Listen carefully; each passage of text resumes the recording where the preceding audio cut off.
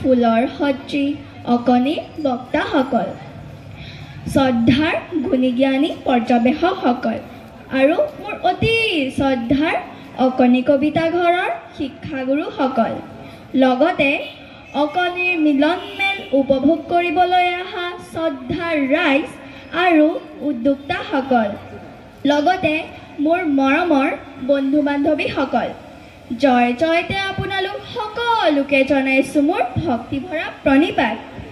আপোনালোকৰ সন্মুখত কণমানি বক্তা ৰূপত মই প্ৰণামী কলিৰ বিকাশৰ অনুষ্ঠান, গতিকে শিশুসকলৰ বিকাশ সাধনাত জ্যেষ্ঠসকলৰ ভূমিকাৰ বিষয়ে কেইটামান কথাকে ক'ম। ভুল হ'লে এজনী অকণি বুলি ক্ষমা কৰিব। শিশু এটা কোমল, সকল কিমান সাৱধান আৰু সচেতন হ'ব লাগিব।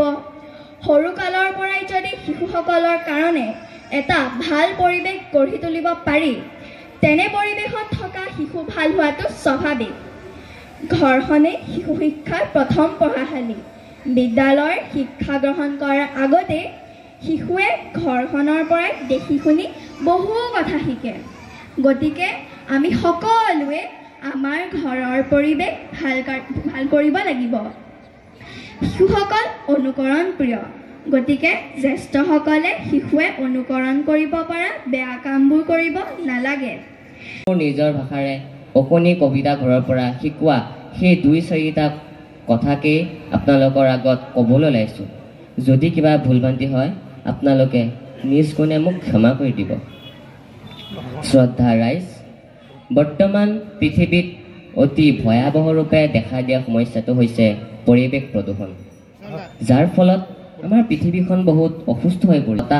সকলোতে কেৱল প্ৰদূষণ আৰু প্ৰদূষণ, কেৱল মানুহে নিজৰ ব্যক্তিগত উন্নতিৰ বাবেই, যাৰ ফলত আমাৰ মাজৰ পৰা বিভিন্ন ধৰণৰ জীৱ জন্তু, চৰাই চিৰিকটি, কীট পতংগ আদি নিঃশেষ হৈ যাবলৈ ধৰিছে। আমি জনা উচিত যে এটা জীৱই আন এটা জীৱৰ ওপৰত ভৰসা কৰি জীৱন ধাৰণ কৰে। যদি এনেদৰে ধ্বংস কাৰ্য চলি থাকে তেনেহ'লে অদূৰ ভৱিষ্যতে এই বিশুদ্ধ পৰিৱেশ ধ্বংস হৈ আমাৰ লগতে সমস্ত জীৱকুল ধ্বংস হোৱাটো নিশ্চিত। উদাহৰণস্বৰূপে বছৰি প্ৰলয়ংকাৰী বানপানী, কেতিয়াবা আকৌ অতিপাত খৰাং বতৰ, ভূমিকম্প, বজ্ৰপাত আদিৰ দৰে নানান প্ৰাকৃতিক যি দুৰ্যোগ সেয়া দিনক দিনে বৃদ্ধি পাবলৈ ধৰিছে। অকল সেয়ে নহয়, এই পৰিৱেশ প্ৰদূষণৰ বাবেই নতুন নতুন বেমাৰৰ সৃষ্টি হ'বলৈ ধৰিছে। শ্ৰদ্ধাৰ ৰাইজ, আমি উশাহত লোৱা অক্সিজেন গেছ আৰু নিশাহত এৰি দিয়া যি কাৰ্বন ডাই অক্সাইড গেছ, তাৰ ভাৰসাম্যতা এই গছ গছনিবোৰে ৰক্ষা কৰি আছে। যদি এই গছ গছনিবোৰ নাথাকিলেহেঁতেন তেনেহ'লে অক্সিজেন গেছৰ পৰিমাণ কমি গ'লহেঁতেন আৰু কাৰ্বন ডাই অক্সাইড গেছৰ পৰিমাণ বাঢ়ি গ'লহেঁতেন, যাৰ ফলত আমাৰ হৃদপিণ্ডৰ বেমাৰ হৈ আমি অকালতে প্ৰাণ হেৰাব লগা হ'লহেঁতেন। এই গছ গছনিৰ সুৰক্ষাৰ কথা চিন্তা কৰিছোঁ বাৰু। চৰকাৰেও বিভিন্ন সময়ত বিভিন্ন আঁচনিৰ দ্বাৰা এই গছ গছনি ৰোপণৰ ব্যৱস্থা কৰিছে।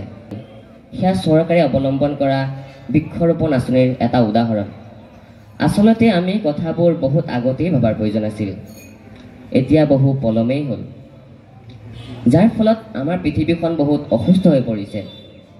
আমি এই পৃথিৱীখনক সম্পূৰ্ণৰূপে সুস্থ কৰিব নোৱাৰোঁ যদিও আমি সকলোৱে সজাগ আৰু সচেতন হৈ এই সুন্দৰ পৰিৱেশক প্ৰদূষণমুক্ত কৰি সুস্থ সবল কৰি ৰাখিবলৈ চেষ্টা কৰিব লাগিব। নহ'লে অদূৰ ভৱিষ্যতে ইয়াৰ ভয়ানক পৰিণতি আমিয়েই ভোগ কৰিব লাগিব। লগতে ইংৰাজী নৱবৰ্ষ তথা আগন্তুক ভোগালী বিহুৰ উল্লেখ জনাইছোঁ। মোৰ নাম অংগদ দাস। মই অকণিৰ কবিতা ঘৰত চিত্ৰাংকনৰ শিকাৰু। মোৰ ঘৰ হাতীগড়ত। দেউতাৰ কৰ্মসূত্ৰে আমি ৰহাত থাকোঁ। মই চিত্ৰাংকন কৰাত বৰ হেঁপাহ। মই ঘৰতে নানা ধৰণৰ ছবি আঁকি থাকোঁ আজৰি সময়ত। চিত্ৰাংকনৰ প্ৰতি মোৰ হেঁপাহ দেখি এদিন দেউতাই মোক অকণিৰ কবিতা ঘৰত নামভৰ্তি কৰি দিলেহি। সিদিনাৰ পৰাই মই মোৰ গুৰু অৱনী ছাৰৰ তত্ত্বাৱধানত চিত্ৰাংকনৰ অভ্যাস আৰম্ভ কৰিলোঁ। এইখিনিতে মই ক'ব বিচাৰোঁ যে অকণিৰ কবিতা ঘৰৰ চিত্ৰাংকনৰ অভ্যাসৰ লগতে প্ৰতি মাহৰ প্ৰথম ৰবিবাৰে আয়োজিত বিশেষ ৰবিবাৰৰ দিনটোত আকস্মিক বক্তৃতা, কবিতা আবৃত্তি, কুইজ, বিভিন্ন সংগীতৰ লগতে মঞ্চত ভাষণ দিয়াৰো অভ্যাস কৰোঁ। অকণিৰ কবিতা ঘৰত মই শিকিবলৈ পাই সঁচাকৈ আনন্দিত, কিয়নো এই অনুষ্ঠানৰ জৰিয়তে মই আৰু মোৰ দৰে কণ কণ শিশুৱে নিজৰ প্ৰতিভা বিকাশৰ সুযোগ পাওঁ। আৰু তেওঁলোকে যি ধৰণৰ বিষয়বিলাক ইয়াত উপস্থাপন কৰা হ'ল, অকণিৰ মিলন মেলা এই অনুষ্ঠানটোৰ জৰিয়তে শিশু বক্তাসকলে তেওঁলোকে পৰিৱেশ বিষয়ক, মোবাইলৰ যিটো এতিয়া দুৰ্ব্যৱহাৰ চলি আছে বা মোবাইলৰ আগ্ৰাসনে যি ধৰণে শিশুসকলৰ মানসিক বিকাশত বা বৌদ্ধিক বিকাশত হেঙাৰ সৃষ্টি কৰিছে, এই কথাবিলাক বৰ পুংখানুপুংখভাৱে বা যুক্তি সহকাৰে তেওঁলোকে আলোচনা কৰিলে। আৰু এই কথাবিলাক অকণিৰ কবিতা ঘৰে এক বিশেষ তেওঁলোকৰ উদ্দেশ্য বা বিশেষ এক লক্ষ্য, যাৰ দ্বাৰা নেকি শিশুসকলে ভৱিষ্যতে এজন সুনাগৰিক হ'ব পাৰে বা সমাজত এটা সুস্থ বাৰ্তা তেওঁলোকে যাতে দিব পাৰে, সেই কথাখিনি শিকন বুজনৰ মাজেদি তেওঁলোকে শিশু বক্তাসকলক যি ধৰণে প্ৰশিক্ষিত কৰিলে আৰু তেওঁলোকে তেওঁলোকৰ নিজৰ চিন্তাৰ যোগেদি যিখিনি কথা উপস্থাপন কৰিলে, সেইখিনি কথাৰ পৰা আমিও আজি ইয়াত পৰ্যবেক্ষক হিচাপে থাকি উপস্থিত থাকি তেওঁলোকৰ পৰা যথেষ্টখিনি কথা শিকিব পাৰিলোঁ। আৰু মই ভাবোঁ এখন নতুন পৃথিৱীৰ তেওঁলোকে আজি এই অনুষ্ঠানটোৰ জৰিয়তে আমাক নতুন পৃথিৱীৰ সন্ধান দিলে। 1994 চনৰ 1 জানুৱাৰীতে অকণিৰ কবিতা ঘৰ স্থাপন হ'ল। যোৱা 29টা বছৰে ক্ৰমাগতিকভাৱে বিভিন্ন কাৰ্যসূচীৰ মাজেৰে আহি 30তম প্ৰতিষ্ঠা দিৱসত ভৰি দিলোঁহি। আজি 7 জানুৱাৰী তাৰিখত দিনজোৰা কাৰ্যসূচীৰে আমি অনুষ্ঠান অনুষ্ঠিত কৰিলোঁ। পুৱা পতাকা উত্তোলনেৰে আৰম্ভ হ'ল অনুষ্ঠান। তাৰপিছতে চিত্ৰাংকন কৰ্মশালা, চিত্ৰকলাৰ কৰ্মশালা আৰু চিত্ৰাংকন প্ৰতিযোগিতা হ'ল। তাৰপিছতে আৰম্ভ হ'ল চিত্ৰকলা আৰু ভাস্কৰ্য শিল্পৰ এখন প্ৰদৰ্শনী। তাৰপিছতে 1 বজাৰ পৰা অকণিৰ মিলন মেলাৰ পৰ্যালোচনা সভাখন অনুষ্ঠিত হ'ল। সেইখন সভা অকণিৰ কবিতা ঘৰৰ সৃষ্টি হিচাপে আমি গৌৰৱ অনুভৱ কৰোঁ, ৰাইজৰ বিপুল সমাদৰ লাভ কৰোঁ। সেইখন হ'ল দ্বিতীয়মান শ্ৰেণীৰ পৰা দশমমান শ্ৰেণীৰ ছাত্ৰ ছাত্ৰীসকলে অংশগ্ৰহণ কৰে অকণিৰ মিলন মেলখনত। আৰু আমাৰ আজি দ্বিতীয় শ্ৰেণীৰ পৰা সপ্তম শ্ৰেণীৰ ছাত্ৰ ছাত্ৰীসকলে অংশগ্ৰহণ কৰিলে।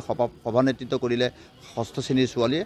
আৰু পৰ্যবেক্ষক হিচাপে আমাৰ মাজত উপস্থিত থাকিলে বিশিষ্ট কাৰ্টুনিষ্ট নিতুপৰ্ণ ৰাজবংশী আৰু পৰিৱেশ বিজ্ঞানী আমাৰ কমাৰ্চ কলেজৰ অধ্যাপিকা মানসী গোস্বামী বাইদেউ আৰু ৰহা পৌৰসভাৰ পৌৰপতি বন্তি হাজৰিকা বাইদেউ, এইসকল উপস্থিত থাকিলে।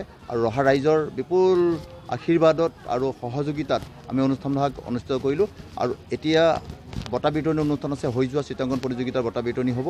তাৰপিছতেই আৰম্ভ হ'ব সাংস্কৃতিক অনুষ্ঠান। এই সাংস্কৃতিক অনুষ্ঠানত আমি বিশিষ্ট কোনো শিল্পীক আমন্ত্ৰণ নকৰিলেও অকণিৰ কবিতা ঘৰ সংগীত কানন নামৰ যিখন সংগীত কানন, এই সংগীত কাননত প্ৰায় 10টামান বিষয় আছে। এই বিষয়কেইটাত ভাৰতনাট্যম, সত্ৰীয়া নৃত্য, তবলা, গীটাৰ, বাঁহী, সংগীত, এই বিষয়বিলাক আছে। আৰু এই বিষয়বিলাকক যিসকল শিক্ষাৰ্থী, এই শিক্ষাৰ্থীসকলে তেওঁলোকৰ প্ৰদৰ্শন কৰিব তেওঁলোকৰ পাৰদৰ্শিতা, আৰু খুবেই ভাল লাগিব। আৰু এটা নতুন সৃষ্টি কৰিবলৈ চেষ্টা কৰিছোঁ। এটা নৃত্য হ'ব, যিটো নৃত্যৰ আৰম্ভণি তাণ্ডৱ নৃত্যৰে হৈছিল বুলি মানুহে অভিহিত কৰে। আৰু সেই তাণ্ডৱ নৃত্যৰ পৰা আজিৰ দিনৰ আধুনিক নৃত্যলৈকে এই নৃত্যখিনি সন্নিৱিষ্ট কৰি এটা নৃত্যৰ ব্যৱস্থা কৰিছোঁ, য'ত প্ৰায় 10টাতকৈ অধিক নৃত্যৰ এটা আলেখ্যৰ দৰে এটা নৃত্য হ'ব।